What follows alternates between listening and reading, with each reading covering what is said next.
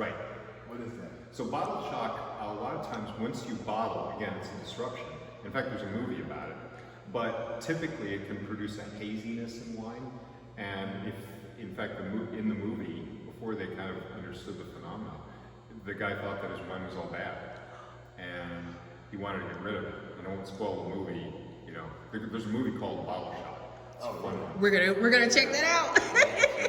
But it's a phenomenon that essentially resolves itself. It takes about a month or so.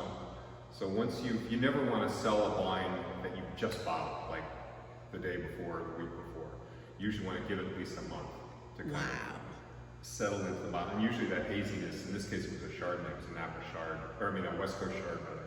And the haziness just resolved. It all of a sudden they went back and it was clear. Wow. I'm excited about that. Dropping gems. Right, we're learning more. So what you guys will notice too, on the top of the tanks, there are CO2 release valves. Because remember I mentioned that it produces CO2.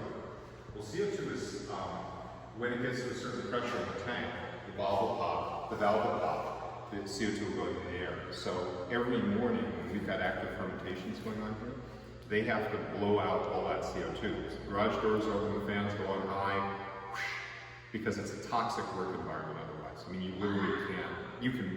You can breathe, but you don't want to be in there for very long. Wow. Because it can knock you out. That's crazy. So, lots of CO2. And so does it have like a smell to it or anything? Like, I know CO2 usually doesn't. No, I don't think it does. It's kind of like, but I mean, it can give you bad headaches and it can make you unconscious.